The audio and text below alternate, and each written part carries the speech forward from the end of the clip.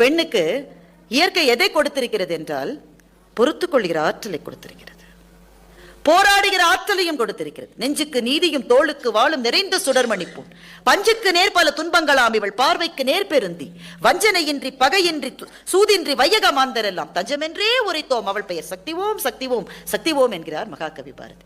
அவள் போராடக்கூடியவள். ஆனால் போராட்டத்திலே இருக்கிற வலிமையை விட பொறுத்துக் கொள்வதிலே இருக்கிற அவளுடைய வலிமைக்காகத்தான் தாய்மை என்கின்ற மணிமகுடத்தை இயற்கை அவளுடைய தலையிலே சுமத்தியிருக்கிறார். அப்படி பொறுத்துக் கொள்கிற தாயை பற்றி ஆமுத்துலிங்கம் சொன்னார். பிரசவ வலி இப்ப பல பேருக்கு அதில் என்ன தெரியும், முதல்ல ஒரு இன்ஜெக்ஷன் போட்டுறாங்களாம், எபிடியூரல் இன்ஜெக்ஷன் போட்டால் வலி தெரியாம இருக்கிறதுக்காக. ஆனால் பல பேர் வலித்து பிரசவத்தை சந்தித்தவர்களுக்கு அது தெரியும். அந்த வலி என்னன்றதை விவரிக்கவே முடியாது என்று நான் பேச்சின் ஆரம்பத்தில் சொன்னேன்.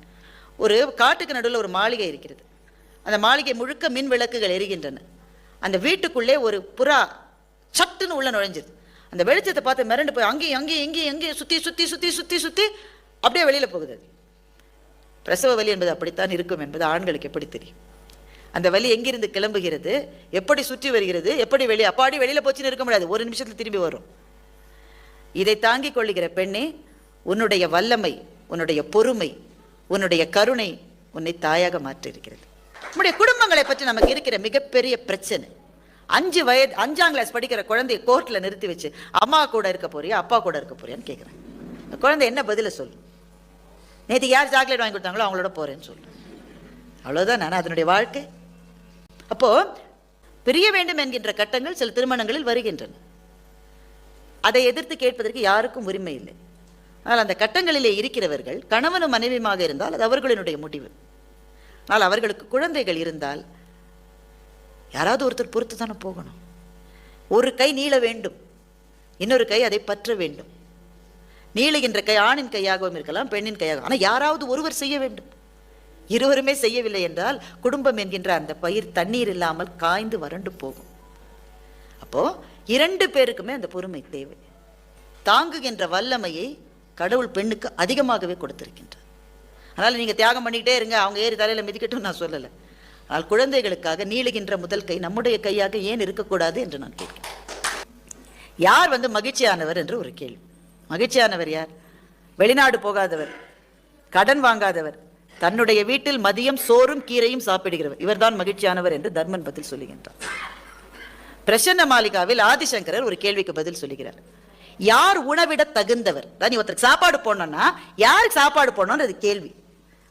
பிரசன்ன மாளிகாவில் ஆதிசங்கரர் என்ன பதில் சொல்லுகிறார் தெரியுமா? இந்த ஜாதியில இருக்கிறவனுக்கு அந்த ஜாதியில இருக்கிறவனுக்கு சொல்லலைங்க. என்ன ஆணுக்கு முதல் ஆணுக்கு போடு, 2வது பந்தி பெண்ணுக்கு சொல்லல. என்ன பதில் சொல்கிறார்? யாருக்கு உணவிட வேண்டும், உணவிட தகுந்தவர் யார்? எவன் பசியோடு இருக்கிறானோ அவனுக்கு உணவிட வேண்டும். அது ஒரே ஒரு ரூல் தான் சாப்பாடுல. புதுமை பித்தன் ஒரு கதை எழுதுகின்றார். இந்த கதையிலே ஒரு கணவன் மனைவி ஒரு குழந்தை, அவங்க வீட்டில் சாப்பிட்றதுக்கு எதுவுமே இல்லை. அந்த கணவனுக்கு ஒரு யோசனை வருது, பக்கத்து வீட்டில் கொல்லு வச்சிருக்காங்க, சாப்பாடு போடுவாங்க, நம்ம போகலாமான்னு கேட்குறேன். அந்த மனைவி கொல்லுக்கு போனால் ஏதாவது வாங்கிட்டு போகணும், வெறுங்கையோட போகக்கூடாது. அந்த கணவன் சொல்ல, என் ஃப்ரெண்டு தான், தப்பாக ஒன்றும் நினச்சிக்க மாட்டான், சும்மா போகலாம். சாப்பிட போயிட்டாங்க. இவளுக்கு ரொம்ப பசி ஏற்கனவே இந்த பெண்ணுக்கு. அங்கே போன உடனே அந்த கொலு வச்சிருக்கிற அம்மாவை சொல்லி, நீ நல்லா பாடுவல்ல, ஒரு பாட்டு பாடுதுங்க. குயிலை பிடிச்சி குண்டில் அடிச்சு கூவ சொல்லிக்கிற உலகம் இல்லையா? இவ பசிங்க, இவ எங்க எனக்கு பாடுவா, ஆனா பாடுறா, வேற வழி இல்லை. ஒரு பாட்டு பாடி முடிச்ச உடனே ரொம்ப நல்லா பாடுறீ, இன்னொரு பாட்டு அடப்பா ஜோத்த போடாம சொல்ல முடியுமா? சொல்ல முடியாது இல்லையா? 2வது பாட்டும் பாடுறா. அதுக்கு 2வது பாட்டு பாட முடிச்ச உடனே அந்த வீட்டு சொந்தக்காரம்மா, சரி எல்லாரும் சாப்பாடு. இவளுக்கு அப்பாடா எப்படா சோத்த பாப்போன்னு இருக்கு. இலைய போட்டுட்டு அந்த அம்மா சொல்றா, இந்த பொண்ணை பார்த்து நானும் நீயும் பரிமாறலாம், அவங்கெல்லாம் ஆண்கள்லாம் சாப்பிட்டுன்றான். இது எங்கிருந்து இந்த வழக்கம் வந்தது என்று எனக்கு தெரியவில்லை. யாருக்கு பசியோ அவங்க சாப்பிடணும். ஆனா இது இப்படி ஒரு வழக்கத்தை நம்ம வச்சுக்கிட்டோமே. அவளே எல்லா வேலையும் செஞ்சுட்டு களைப்பா இருப்பா, அவளை உட்காந்து வச்சு சாப்பாடு போட்டுட்டு ஆண் அப்புறம் சாப்பிடணும்.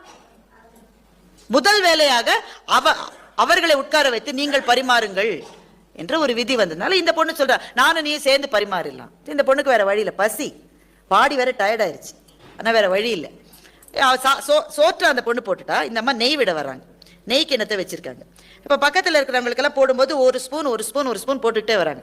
அடுத்தது அவளுடைய கணவன். அவனுக்கு போறதுக்கு முன்னாடி அந்த நண்பன் இருக்கானே, அந்த கொலு வச்சிருக்கிற வீட்டு தலைவன், அவன் சொல்லிட்டான், ஊரா வீட்டு நெய்யே என் பெண்டாட்டி கையேன்னு ஒரு பழமொழி இருக்குல்ல அப்படின்னு சொல்லிட்டான். அப்படி ஒண்ணு இருக்கு. அவர் பழமொழி கேள்விப்பட்டிருக்கீங்க தானே? அடுத்த வீட்டு நெய்யா இருந்தா இந்த அம்மா நிறைய போடுமா தன்னுடைய கணவன். அவனுக்கு போட போகிற நேரத்துல இந்த பழமொழி சொல்லிட்டா இவ எப்படி நெய்ய போடுவா? கரெக்டா ஒரே ஒரு சொட்டு நெய்யை எடுத்து அவனுடைய இலையில அப்படி விட்டா. புதுமை பித்தன் கதையை முடிக்கிறார். ஒரு சொட்டு நெய்யை ஊற்றினாள், அவனுடைய இலையிலே 2 சொட்டு விழுந்தது என்று எழுதுகிறார். இந்த 2வது சொட்டு அவளுடைய கண்ணீர்.